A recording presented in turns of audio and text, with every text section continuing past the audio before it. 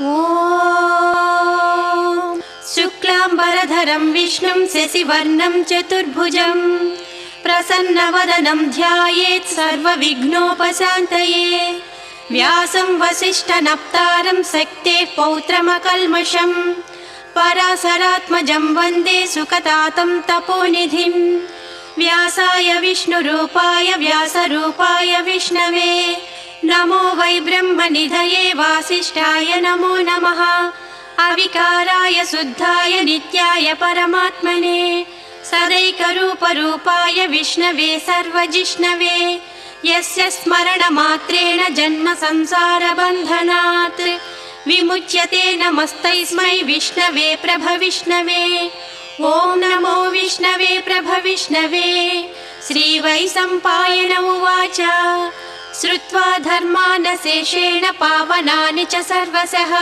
युधिष्ठिरः शान्तनवं पुनरेवाभ्यभाषत। युधिष्ठिर उवाच किमेकं दैवतं लोके किं वाप्येकं परायणं स्तुवन्तः कमर्चन्तः प्राप्नुयुर्मानवा शुभम्। को धर्मः सर्वधर्माणां भवतः परमो मतः किं जपन्मुच्यते जन्तुर्जन्म संसारबन्धनात्। श्रीभीष्म उवाच जगत्प्रभुं देवदेवम् अनन्तं पुरुषोत्तमं स्तुवन्नाम सहस्रेण पुरुषः सततोत्थितः तमेव चार्चयन् नित्यं भक्त्या पुरुषमव्ययम् ध्यायन् स्तुवन्नमस्यंश्च यजमानस्तमेव च। अनादिनिधनं विष्णुं सर्वलोकमहेश्वरं लोकाध्यक्षं स्तुवन्नित्यं सर्वदुःखादिगो भवेत्। ब्रह्मण्यं सर्वधर्मज्ञं लोकानां कीर्तिवर्धनं लोकनाथं महद्भूतं सर्वभूतभवोद्भवम्। एष मे सर्वधर्माणां धर्मोऽधिकतमो मतः यद्भक्त्या पुण्डरीकाक्षं स्तवैरर्चेन्नरः सदा। परमं यो महत्तेजः परमं यो महत्तपः परमं यो महद्ब्रह्म परमं यः परायणं पवित्राणां पवित्रं यो मङ्गलानां च मङ्गलं दैवतं देवतानां च भूतानां यो व्ययः पिता यतः सर्वाणि भूतानि भवन्यादियुगागमे यस्मिंश्च प्रलयं यान्ति पुनरेव युगक्षये तस्य लोकप्रधानस्य जगन्नाथस्य भूपते विष्णोर्नाम सहस्रं मे शृणु पापभयापहम्। यानि नामानि गौणानि विख्यातानि महात्मनः ऋषिभिः परिगीतानि तानि वक्ष्यामि भूतये। ऋषिर्नामां सहस्रस्य वेदव्यासो महामुनिः छन्दोऽनुष्टुप् तथा देवो भगवान् देवकीसुतः अमृतांशूद्भवो बीजं शक्तिर्देवकी नन्दनः त्रिसामा हृदयं तस्य शान्त्यर्थे विनियुज्यते। विष्णुं जिष्णुं महाविष्णुं प्रभविष्णुं महेश्वरम् अनेकरूपदैत्यान्तं नमामि पुरुषोत्तमम्। अस्य श्रीविष्णोर्दिव्यसहस्रनामस्तोत्र महामन्त्रस्य श्रीवेदव्यासो भगवान् ऋषिः अनुष्टुप् छन्दः श्रीमहाविष्णुः परमात्मा श्रीमन्नारायणो देवता अमृतांशूद्भवो भानुरिति बीजम् देवकी नन्दनः स्रष्टेति शक्तिः उद्भवक्षोभणो देव इति परमो मन्त्रः शङ्खबृन्नन्दकी चक्रीति कीलकम् साङ्गधन्वा गदाधर इत्यस्त्रम् रथाङ्गपाणिरक्षोभ्य इति नेत्रम् त्रिसामा सामगः सामेति कवचम् आनन्दं परं ब्रह्मेति योनिः ऋतुः सुदर्शनः काल इति दिग्बन्धः श्रीविश्वरूप इति ध्यानम्। श्रीमहाविष्णुप्रीत्यर्थे सहस्रनाम जपे विनियोगः। ध्यानम् क्षीरोदन्वत्प्रदेशे शुचिमणिविलसत्सैकते मौक्तिकानां माला क्लुप्तासनस्तस्फटिकमणिनिभै मौक्तिकैर्मण्डिताङ्गः शुभ्रैरभ्रैरदभ्रैरुपरि विरचितैर्मुक्तपीयूषवर्षैः आनन्देनः पुनीयादरिनलिन गदा शङ्खपाणिर्मुकुन्दः भूपादौ यस्य नाभिर्वियदसुरनिलश्चन्द्रसूर्यौ च नेत्रे कर्णावासा शिरोज्जौर्मुखमपि दहनो यस्य वास्तेयमब्धिः अन्तस्थं यस्य विश्वं सुरनरखगो भोगि गन्धर्वदैत्यैः चित्रं रम्यते तं त्रिभुवनवपुषं विष्णुमीशं नमामि। ॐ नमो भगवते वासुदेवाय।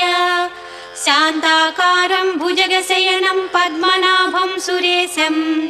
विश्वाधारं गगनसदृशं मेघवर्णं शुभांगं लक्ष्मीकान्तं कमलनयनं योगिहृद्यानगम्यं वन्दे विष्णुं भवभयहरं सर्वलोकैकनाथं मेघश्यामं पीतकौसेयवासं श्रीवत्साङ्कं कौस्तुभोद्भासिताङ्गं पुण्योपेतं पुण्डरीकायताक्षं विष्णुं वन्दे सर्वलोकैकनाथं नमः समस्तभूतानाम् आदिभूताय भूभृते अनेकरूपरूपाय विष्णवे प्रभविष्णवे शशङ्खचक्रं सकिरीटकुण्डलं सपीतवस्त्रं सरसीरुहेक्षणं सहारवक्षस्थलशोभिकौस्तुभं नमामि विष्णुं शिरसा चतुर्भुजम् छायायां पारिजातस्य हेमसिंहासनोपरि आसीनमम्बुदश्याममायताक्षमलङ्कृतं चन्द्राननं चतुर्बाहुं श्रीवत्साङ्कितवक्षसं रुक्मिणी सत्यभामाभ्यां सहितं कृष्णमाश्रये। ॐ विश्वं विष्णुर्वषट्कारो भूतभव्यभवत्प्रभुः भूतकृद्भूतभृद्भावो भूतात्मा भूतभावनः भूतात्मा परमात्मा च मुक्तानां परमागतिः अव्ययः पुरुषः साक्षी क्षेत्रज्ञोऽक्षर एव च योगो योगविदां नेता प्रधानपुरुषेश्वरः नारसिंहवपुः श्रीमान् केशवः पुरुषोत्तमः सर्वः सर्वस्सिवस्थाणुः भूतादिर्निधिरव्ययः सम्भवो भावनो भर्ता प्रभवः प्रभुरीश्वरः स्वयंभू शम्भुरादित्यः पुष्कराक्षो महास्वनः अनादिनिधनो धाता विधाता धातुरुत्तमः अप्रमेयो हृषीकेशः पद्मनाभो मरप्रभुः विश्वकर्मा मनुस्त्वष्टा सविष्टस्तविरो ध्रुवः अग्राह्यः शाश्वतः कृष्णो लोहिताक्षः प्रतर्दनः प्रभूतः त्रिककुब्धाम पवित्रं मङ्गलं परम् ईशानः प्राणदः प्राणो ज्येष्ठः श्रेष्ठः प्रजापतिः हिरण्यगर्भो भूगर्भो माधवो मधुसूदनः ईश्वरो विक्रमी धन्वी मेधावी विक्रमः क्रमः अनुत्तमो दुराधर्षः कृतज्ञः कृतिरात्मवान् सुरेशं शरणं शर्म विश्वरेता प्रजाभवः अहं संवत्सरो व्याळ प्रत्ययः सर्वदर्शनः अजः सर्वेश्वरः सिद्धः सिद्धिः सर्वादिरच्युतः वृषा कपिरमेयात्मा सर्वयोगविनिष्कृतः वसुर्वसुमनः सच्चः समात्मा संमितः समः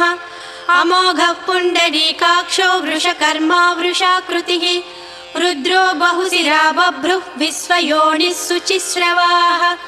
अमृतः शाश्वतस्थाणुः वरारोहो महातपाः सर्वगः सर्वविद्वानुः विश्वक्सेनो जनार्दनः वेदो वेदविदव्यङ्गो वेदाङ्गो वेदवित्कविः लोकाध्यक्षः सुराध्यक्षो धर्माध्यक्षः कृताकृतः चतुरात्मा चतुर्व्यूहः चतुर्दंष्टः चतुर्भुजः भ्राजिष्णुः भोजनं भोक्ता सहिष्णुः जगदादिजः अनघो विजयो जेता विश्वयोनिः पुनर्वसुः उपेन्द्रो वामनः प्रांशुः अमोघः शुचिरूर्जितः अतीन्द्रः सङ्ग्रहः सर्गो धृतात्मा नियमो यमः वैद्यो वैद्यः सदा योगी वीरः माधवो मधुः अतीन्द्रियो महामायो महात्साहो महाबलः महाबुद्धिः महावीर्यो महाशक्तिः महाद्युतिः अनिर्देश्य वपुः श्रीमान् अमेयात्मा महादृक् महेश्वासो महीभर्ता श्रीनिवासः सताङ्गतिः अनिरुद्धः सुरानन्दो गोविन्दो गोविदाम्पतिः मरीचिः दमनो हंसः सुपर्णो भुजगोत्तमः हिरण्यनाभः सुतपः पद्मनाभः प्रजापतिः अमृत्युः सर्वदृक्सिंहः सन्धाता सन्धिमान् स्थिरः अजो दुर्मर्षणः शास्ता विश्रुतात्मा सुरारिः गुरुर्गुरुतमो धामः सत्यः सत्यपराक्रमः निमिषो निमिषस्रग्वी वाचस्पतिरुदारधीः अग्रणी ग्रामणी श्रीमान् न्यायो नेता समीरणः सहस्रमूर्धा विश्वात्मा सहस्राक्षः सहस्रपात् आवर्तनो निवृत्तात्मा संवृतः सम्प्रमर्दनः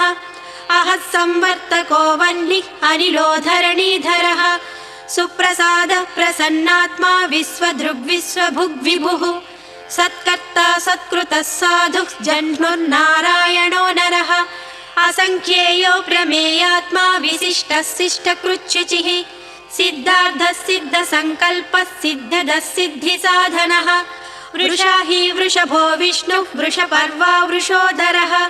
वर्धनो वर्धमानश्च विविक्तः श्रुतिसागरः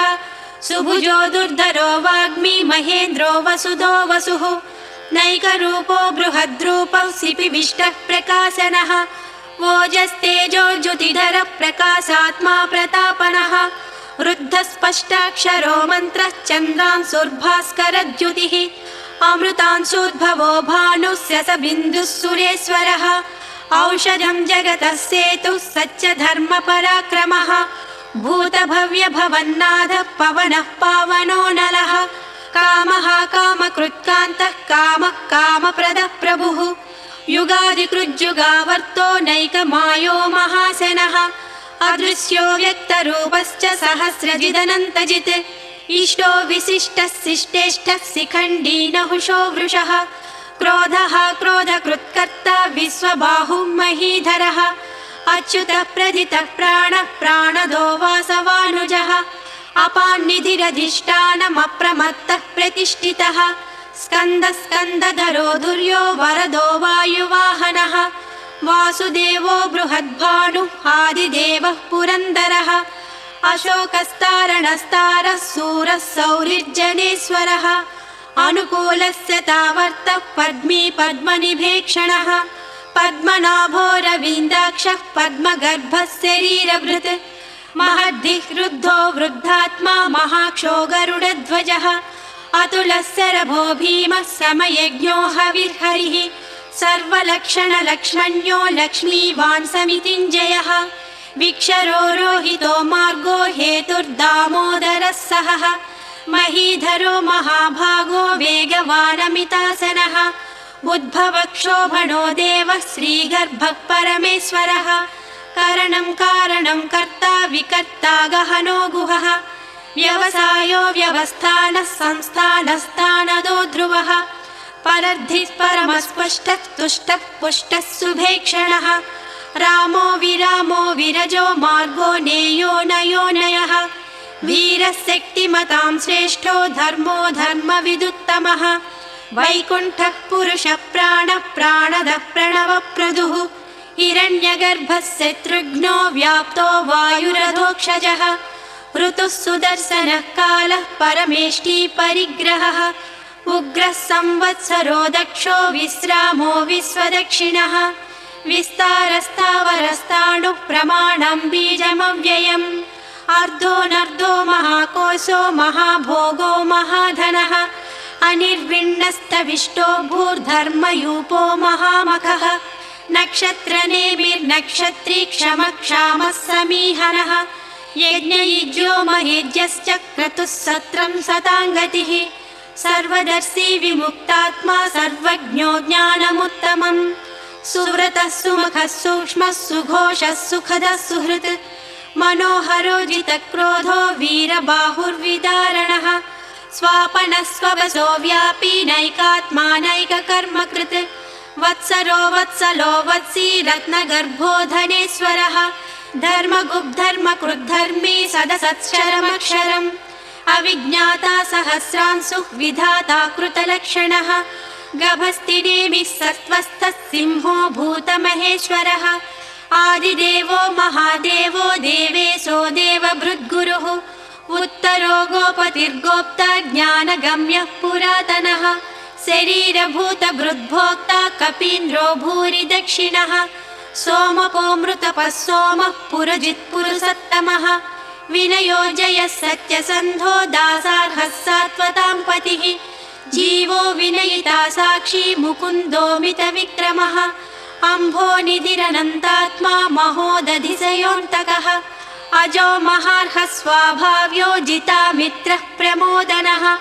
आनन्दो नन्दनो नन्दः सत्यधर्मात्रिविक्रमः महर्षिः कपिलाचार्यः कृतज्ञो मेदिनीपतिः त्रिपदस्त्रिदशाध्यक्षो महाशृङ्गः कृतान्तकृत् महावराहो गोविन्दः सुषेणः कनकाङ्गदी गुह्यो गभीरो गहनो गुप्तश्चक्रगदाधरः वेधास्वाङ्गोर्जितः कृष्णो दृढः सङ्कर्षणोच्युतः वरुणो वारुणो वृक्षः पुष्कराक्षो महामनाः भगवान् भगहानन्दी वनमाली हलायुधः आदित्यो ज्योतिरादित्यः सहिष्णुर्गतिसत्तमः सुधन्वाखण्डपरशुः दारुणो द्रविणप्रदः दिवस्पृक्सर्वदृग्व्यासो वाचस्पतिरयो निजः त्रिसामः सामगः सामनिर्वाणं वेषजं विशक् सन्न्यासकृच्छमः शान्तो निष्ठा शान्तिः परायणम् शुभाङ्गः शान्तिदः स्रष्टा कुमुदः कुवलेशयः गोवितो गोपतिर्गोप्ता वृषभाषो वृषप्रियः अनिवर्ती निवृत्तात्मा संक्षेप्ताक्षेमकृच्छिवः श्रीवत्सवक्षा श्रीवासः श्रीपतिः श्रीमताम्बरः श्रीधः श्रीसः श्रीनिवासः श्रीनिधिः श्रीविभावनः श्रीधरः श्रीकरः श्रेयः श्रीमान् लोकत्रयाश्रयः स्वक्षस्वङ्गः सतानन्दो नन्दिज्योतिर्गणेश्वरः विजितात्मा विधेयात्मा सत्कीर्तिश्चिन्न संशयः उदीर्णः सर्वतक्षुःरणीसः शाश्वतस्थिरः भूषयो भूषणो भूतिविशोकः शोकनाशनः अर्चिष्मानर्चितः कुम्भो विशुद्धात्मा विशोधनः अनिरुद्धो प्रतिरथः प्रद्युम्नोमितविक्रमः कालनेमिनिहावीरः शौरिः सूरजनेश्वरः त्रिलोकात्मा त्रिलोकेशः केशवः केशिहा हरिः कामदेवः कामपालः कामीकान्तः कृतागमः अनिर्देश्य वपुः विष्णु वीरोऽनन्तो धनञ्जयः ब्रह्मण्यो ब्रह्मकृद्ब्रह्मा ब्रह्म ब्रह्मविवर्धनः ब्रह्मविद्ब्राह्मणो ब्रह्मी ब्रह्मज्ञो ब्राह्मणप्रियः महाक्रमो महाकर्मा महातेजा महोरगः महाक्रतुर्महायज्वा महायज्ञो महाहविः स्तव्यस्तव प्रियस्तोत्रं स्तुतिस्तोतारणप्रियः पूर्णः पूरयिता पुण्यः पुण्यकीर्तिरनामयः मनोजवः तीर्थकरो वसुरेता वसुप्रदः वसुप्रदो वासुदेवो वसुर्वसुमनाहविः सद्गतिः सत्कृतिः सत्ता सद्भूतिः सत्परायणः सूरसेनो यदुश्रेष्ठः सन्निवासः सुयामुनः भूतवासो वासुदेवः सर्वासु निलयो नलः दर्पः दर्पदो दृप्तो दुर्धरोधा पराजितः विश्वमूर्तिर्महामूर्तिः दीप्तमूर्तिरमूर्तिमान् अनेकमूर्तिरव्यक्तः शतमूर्तिः शताननः एको नैकः स वः कं किं यत्तत्पदमनुत्तमम् लोकबन्धुः लोकनाथो माधवो भक्तवत्सलः सुवर्णवर्णो हेमाङ्गो वराङ्गश्चन्दनाङ्गदी वीरः विषमः शून्यो घृतासीरचलश्चलः अमानीमानदो मान्यो लोकस्वामी त्रिलोकधृत् सुमेधा मेधजो धन्यः सत्यमेधाधराधरः तेजो वृषो ज्युतिधरः सर्वशस्त्रभृताम्बरः प्रग्रहो निग्रहो व्यग्रो नैकशृङ्गो गदाग्रजः चतुर्मूर्तिः चतुर्बाहुश्चतुर्व्यूहश्चतुर्गतिः चतुरात्मा चतुर्भावश्चतुर्वेदविदेकपात् समावर्तो निवृत्तात्मा दुर्जयो दुरतिक्रमः दुर्लभो दुर्गमो दुर्गो दुरावासो दुरारिः शुभाङ्गो लोकसारङ्गः सतन्तुस्तन्तुवर्धनः इन्द्रकर्मा महाकर्मा कृतकर्मा कृतागमः उद्भवः सुन्दरः सुन्दो रत्ननाभः सुलोचनः अर्को वाजसनः शृङ्गी जयन्तः सर्वविजयी सुवर्णबिन्दुरक्षोभ्यः सर्ववागीश्वरेश्वरः महाह्रदो महागर्तो महाभूतो महानिधिः कुमुदः कुन्दरः कुन्दः पर्जन्यः पावनो निलः अमृतासोऽमृतवपुः सर्वज्ञः सर्वतोमुखः सुलभः सुरतः सिद्धः शत्रुजिः शत्रुतापनः न्यग्रोधोदुम्बरो स्वस्थः चाणूरान्ध्रनिषूदनः सहस्रार्चिः सप्तजिह्वः सप्तैधा सप्तवाहनः अमूर्तिरनघोचिन्त्यो भयकृद्भयनाशनः अणुर्बृहत्कृशस्थूलो गुणधृन्निर्गुणो महान् अधृतस्वधृतस्वास्य प्राङ्वंशो वंशवर्धनः भारभृत्करितो योगी योगी स सर्वकामदः आश्रमश्रवणक्षामः सुपर्णो वायुवाहनः धनुर्धरो धनुर्वेदो दण्डो दमयिता दमः अपराजितः सर्वसहो नियन्ता नियमो यमः सत्त्ववान् सात्विकः सत्यः सत्यधर्मपरायणः अभिप्रायः प्रियार्होर्हः प्रियकृत्प्रीतिवर्धनः विहाय सगतिर्ज्योतिः सुरुचिः हुतभुग्विभुः रविर्विरोचनः सूर्यः सविता रविलोचनः अनन्तो हुतभुग्भोक्ता सुखदो नैकदोऽग्रजः अनिर्विण्णः सदामर्षि लोकाधिष्ठानमद्भुतः सनातनतमः कपिलः कपिरव्ययः स्वस्तिदः स्वस्तिकृत् स्वस्ति स्वस्ति भुक् स्वस्ति दक्षिणः अरौद्रः कुण्डलीचक्री विक्रम्योर्जितशासनः शब्दातिगः शब्दसः शिशिरः सर्वरीकरः अक्रूरः पेसलो दक्षो दक्षिणक्षमिणां वरः विद्वत्तमो वीतभयः पुण्यश्रवणकीर्तनः उत्तारणो दुष्कृतिः पुण्यो दुःस्वप्ननाशनः वीरः रक्षणः सन्तो जीवनः पर्यवस्थितः अनन्तरूपोऽनन्तश्रीजितमन्युः भयापहः चतुरस्रो गभीरात्मा विदिशो व्यादिशो दिशः अनादिभूर्भुवो लक्ष्मी सुवीरो रुचिराङ्गदः जननो जनजन्मादिः भीमो भीमपराक्रमः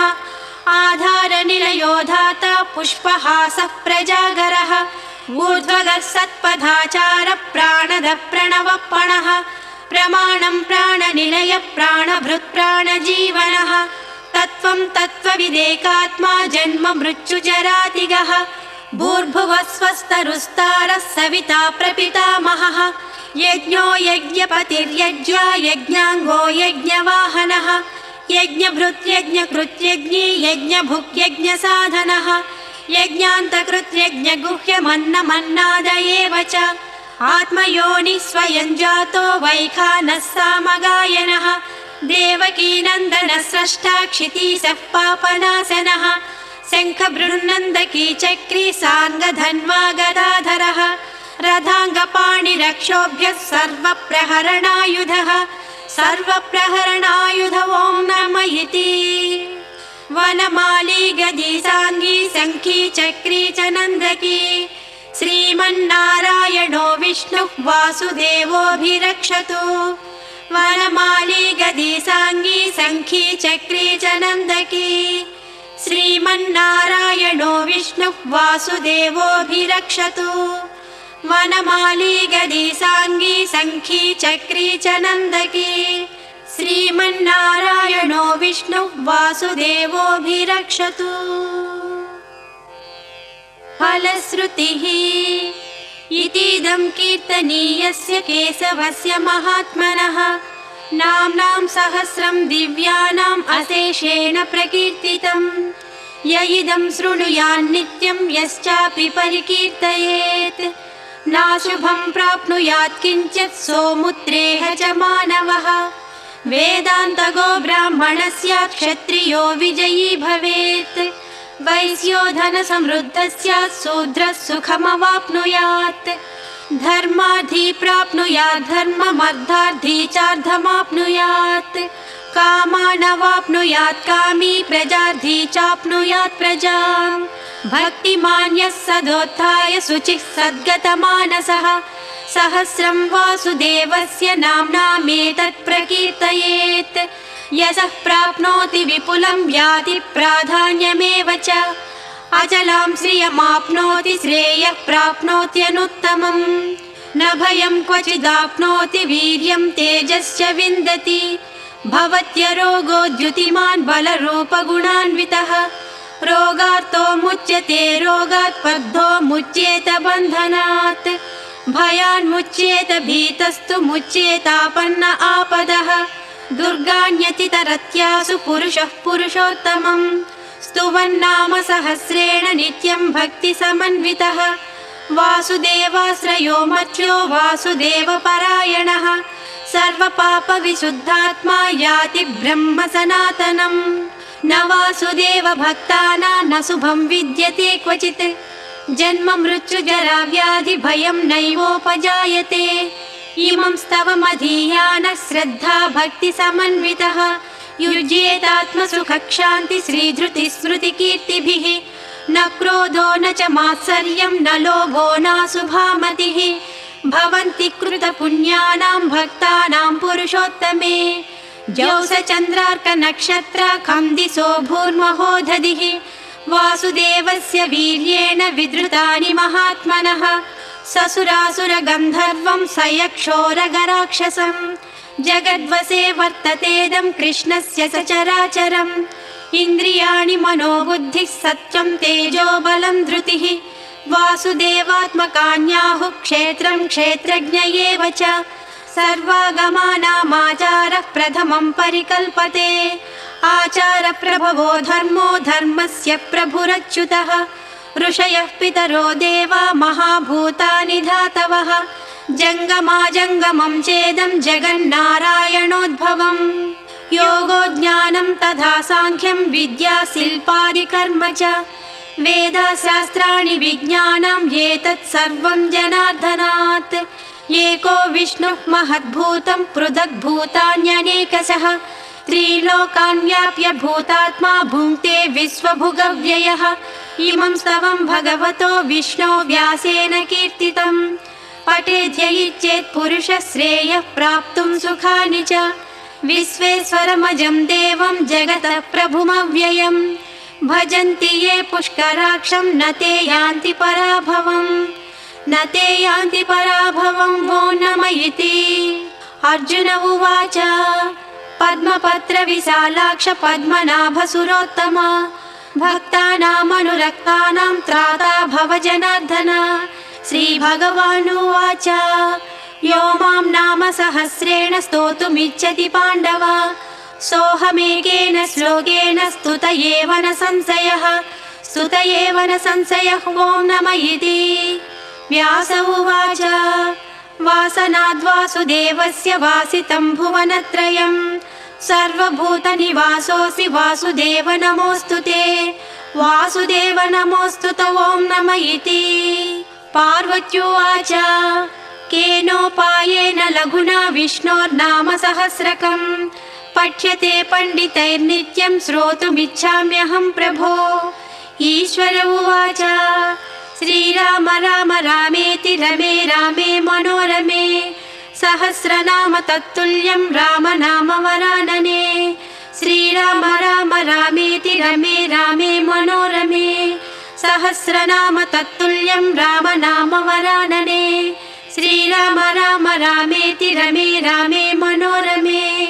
सहस्रनाम तत्तुल्यं राम नाम वरानने राम नाम वरानने ॐ नम इति ब्रह्मोवाच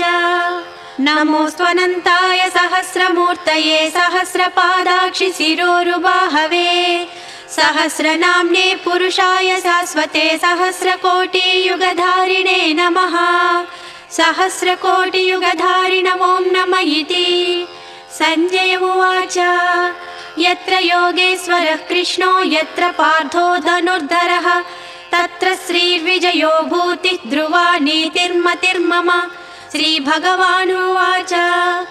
अनन्याश्चिन्तयन्तो मां ये जनाः पर्युपासते तेषां नित्याभियुक्तानां योगक्षेमं वहाम्यहम् परित्राणाय साधूनां विनाशाय च दुष्कृतां धर्म संस्थापनार्थाय सम्भवामि युगे युगे। आर्ता विषण्णा शिथिलाश्च भीताः घोरेषु च व्याधिषु वर्तमानाः संकीर्त्य नारायण शब्दमात्रं विमुक्तदुःखाः सुखिनो भवन्तु। कायेन वाचा मनसेन्द्रियैर्वा बुद्ध्यात्मना वा प्रकृते स्वभावात् करोमि यद्यत् सकलं परस्मै नारायणायेति समर्पयामि।